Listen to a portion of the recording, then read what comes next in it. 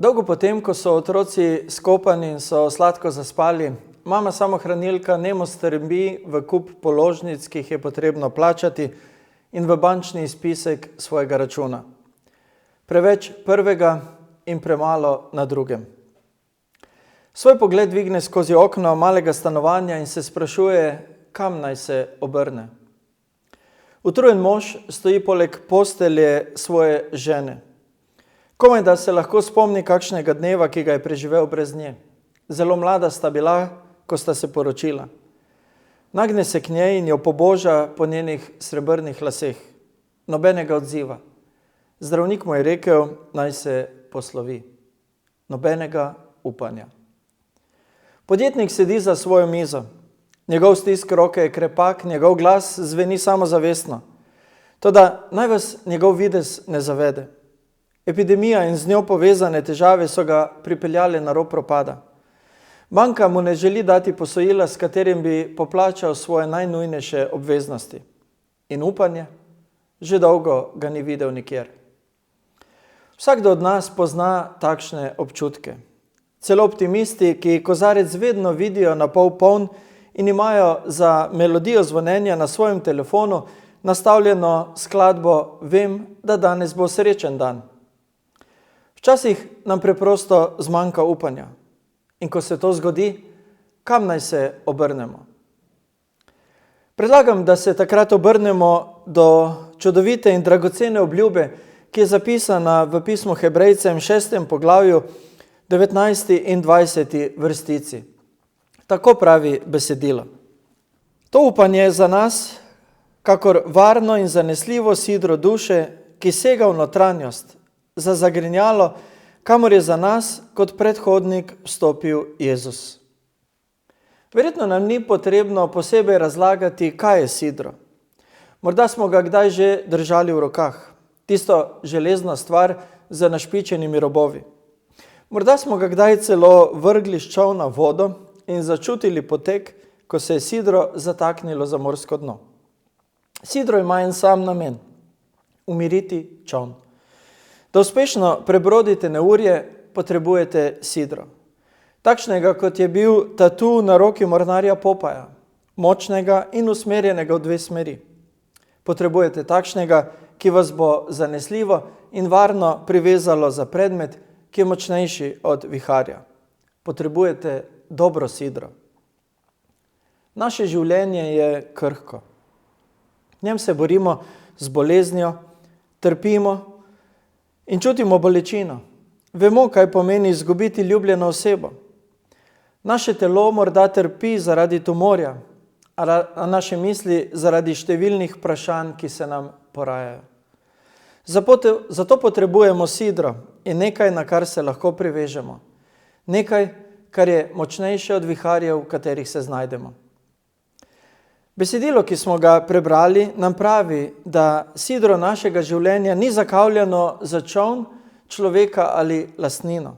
Ne, naše sidro sega v notranjost, za zagrinjalo, kamor je za nas kot predhodnik vstopil Jezus.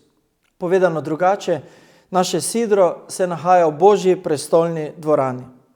Lahko si predstavljamo, da je zataknjeno za sam Božji prestol. Nikoli se ne bo odpelo tam. Njegova vrv se ne bo nikoli pretrgala. Zakaj? Zato, ker je zunaj dosega našega sovražnika in pod Kristusovo skrbjo. Ker nam nihče ne more odvzeti Kristusa, nam nihče ne more odvzeti našega upanja, ki temelji na njem. Smrt, neuspeh, prevara, bolezen, razočaranje. Nič od tega nam ne more odvzeti upanja, zato ker nam nič od tega ne more odvzeti Jezusa. 17. decembra leta 1927 se je zaradi trka z rušilcem pred obalo ameriške zvezne države Massachusetts potopila podmornica. Posadka je ostala ujeta v njej. Na različne načine so poskušali rešiti mornarje, a vsi poskusi so bili zaman. Ko se je naslednji dan eden od potapljačev usposobljenih za reševanje potopil do podmornice, je zaslišal odmev udarcev po jeklenem oklepu. Ko je k trupu podmornice približal svoje uho, je spoznal, da pravzaprav gre za vprašanje, ki ga z udarci in v pomoči Morzejeve abecede zastavil mornar. Je kakšno upanje, se je glasilo vprašanje. Se tudi vi kdaj sprašujete to?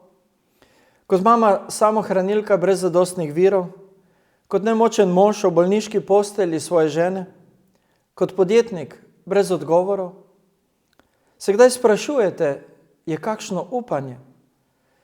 Jezus je svojim učencem v Luku 18. poglavju v prvi vrstici naročil, naj vedno molijo in nikoli ne izgubijo upanja. Nikoli ne izgubimo upanja. Nikoli nismo prestrašeni. Nikoli malodušni. Nikoli prevzeti z obupom. Si lahko predstavljate? Noben dan izgubljen zaradi zaskrbljenosti. Nobena odločitev sprejeta zaradi strahu. To je Božja volja za nas. Želi si, da smo v moči Svetega Duha polni upanja. Polni upanja. Kako izjemna besedna zveza. V sredo pozno zvečer je močno deževje zajelo Ljubljano. Voda je tekla v potokih in tvorila prave slapove. Povsod je bilo polno vode. Ta polnost je nažalost prinesla škodo. Toda Bog želi poplaviti naše življenje z upanjem. Če ste se kdaj sprehajali po kakšnem gosto poraščenem gozdu, ste povsod okrog sebe videli ogromno dreves.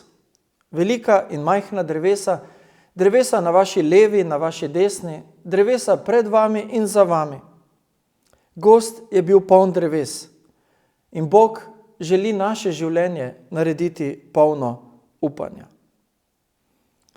Bi vam prišlo prav upanje?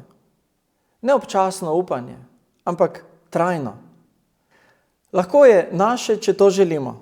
Pisec pisma Hebrejcev nam, kot je besedilo povzeto v enem od živih prevodov, svetuje, da zagrabimo upanje z obema rokama in ga ne spustimo. To je namreč naša življenjska povezava, ki se ne more pretrgati, saj sega v samo navzočnost Boga, kjer je Jezus kot naš predhodnik zasedel svoj prestol kot naš veliki duhovnik. Vprašajte se, je to, na kar sem privezan, močnejše od tega, kar doživljam? Vsakdo je privezan na nekaj. Bančni račun, osebo, položaj, toda vse to so predmeti na površini. Ali bi svoj čoln privezali za drug čoln? Nikoli. Želite si ga privezati za nekaj, kar je globlje in kar je bolj čvrsto kot drugo plevajoče plovilo. Toda, če se privežemo za stvari tega sveta, ali ne počnemo enako? Lahko naš bančni račun preživi recesijo. Lahko dobro zdravje pomaga preživeti bolezen. Morda. Toda nobenega zagotovila nimamo za to. Zato vam bo vsak izkušen mornar svetoval, da se privežete za nekaj skritega in čvrstega. Ne zaupajte boji na vodni površini, niti mornarjem v sosednjem čolnu, niti sosednjemu čolnu samemu. Pravzaprav ne zaupajte niti svojemu čolnu.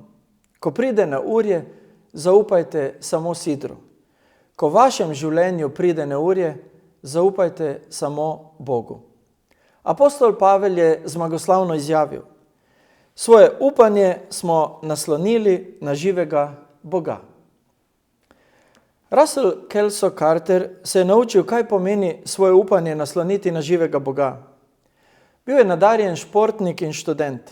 Leta 1864 je kot 15-letnik na nekem molitvenem srečanju svoje življenje predal v Božje roke. A njegova predanost je bila včasih bolj, drugič spet manj vidna, včasih bolj in drugič manj močna. Ko je bil star 30 let, je zbolel za resno srčno boleznijo. Njegovo življenje je viselo na nitki. Takrat pa je pokleknil in Bogu obljubil, da ne glede na to, ali ga bo ozdravil ali ne, svoje življenje popolnoma posveča njemu in njegovi službi. Njegova biografinja piše, da je od takrat naprej Sveto pismo zanj dobilo popolnoma nov pomen in mu dalo novo življenje, saj se je popolnoma zanašal na obljube, ki jih je našel v njem.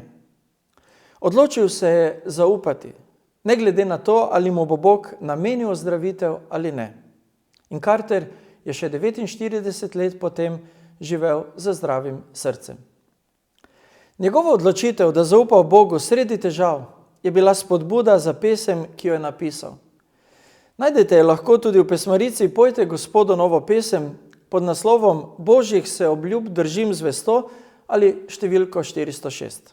Tako se glasi besedilo te pesmi. Dal nam je obljub Gospod naš milostni, hvalnic vrisk odmeva naj še v večnosti. Slava mu v višavah, moj se spev glasi, Božjih se obljub držim zvesto. Veri se obljub držim, veri se obljub držim, veri Božjih se obljub čvrsto oklepam. In druga kitica pravi, to, kar Bog obljubil je, drži čvrsto.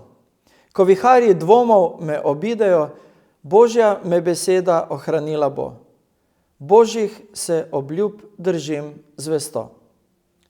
Naredimo tudi mi enako.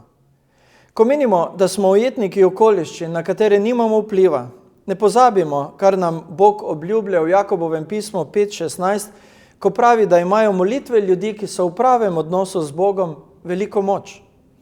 Ko se počutimo majhne in nepomembne, ne pozabimo na besedilo iz 1. Petrove 5:5, v katerem beremo, da se Bog upira prevzetnim, ponižnim pa daje milost. Ko mislimo, da nas nihče ne razume, se spomnimo besedila v Hebrejcem 4:15, ki nam sporoča, da imamo velikega duhovnika, ki razume naše slabosti in sočustvuje z nami.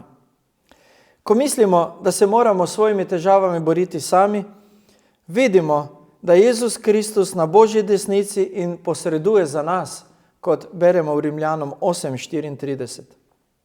Ko menimo, da so naše napake in naši grehi tako veliki, da nam jih Bog ne more odpustiti, ne pozabimo, da je Bog to že naredil. Zdaj ni torej nobene obsodbe za tiste, ki so v Kristusu Jezusu. Ko se soočamo z lastno umrljivostjo in se bojimo smrti, ne pozabimo, da je smrt použita v Jezusovi zmagi, kot piše v 1. Korinčanom 15:54.